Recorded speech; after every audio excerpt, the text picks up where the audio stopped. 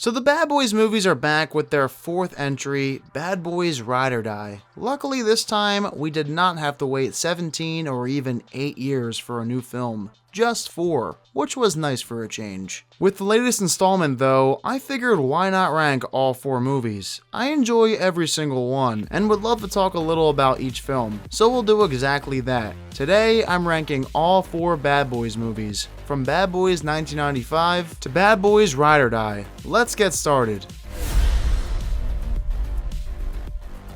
I'm not sure if people actually like this movie or if they just say they like it for the memes. Regardless, I think Bad Boys 2 is easily the worst of the franchise. Based on the length alone, there's absolutely no reason for a Bad Boys film to be almost 2.5 hours. In fact, I can point out multiple scenes that could have been cut from the final movie. A few scenes that came to mind include this conversation sequence between Mike and Marcus, where people mistake them for a gay couple, as well as this scene where Marcus mistakenly gulps down ecstasy. The only reason these scenes are included is because it's Michael Bay trying to be funny. The humor is the same corny humor you get from Michael Bay nowadays. A lot of sex jokes, it never seems to end in the sequel. I look at Bad Boys 2 and consider this Revenge of the Fallen before Revenge of the Fallen. The movie is very predictable and has a bad villain too. He's just a rehash of the last guy, but even campier. Plot-wise, the movie is just a carbon copy of the first film as well, except they have Marcus's sister as the lead girl in this one.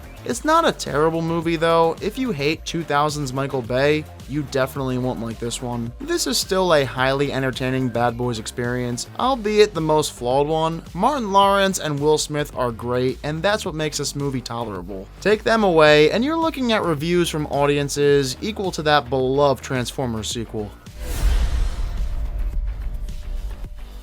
Bad Boys Ride or Die places 3rd on my list. The latest installment brings everything back we love from the previous 3 movies, and that's why it works. Martin Lawrence and Will Smith are in their mid to late 50s, yet somehow they brought their A game. And that's nearly 30 years after the 1995 movie. These two don't miss a beat. One could argue they deliver their funniest performances in this movie. So the Bad Boys are once again great in Ride or Die. Plus, the action, camera work, editing, and pacing are all top tier. The main reason I can't place this movie above 1 or 3 in the franchise though, is due to the plot. It's the most convoluted of the franchise thus far, and it doesn't feel as unique as the other entries either. All in all, what makes this a good movie is our leads and the action sequences, despite having to suspend your disbelief quite often. It feels as though this franchise is venturing towards Fast and Furious territory with this one, but at the end of the day, I don't care. I had a blast.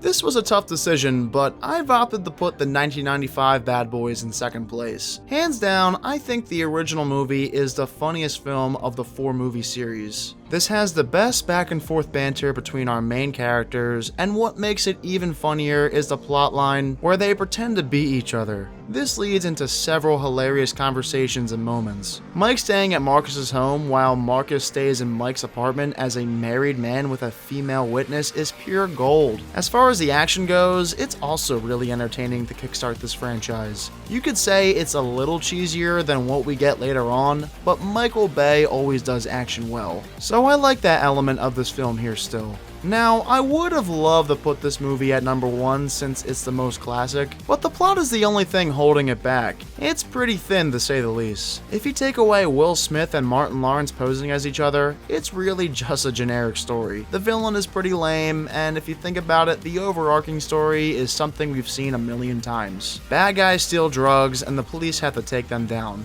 Either way, I always have a great time watching this one. It's not as dumb as Bad Boys 2, it definitely feels more grounded compared to the other entries, and it's easily the funniest one in my opinion. But after contemplation, I have to give it to Bad Boys for Life as the best of the Bad Boys franchise.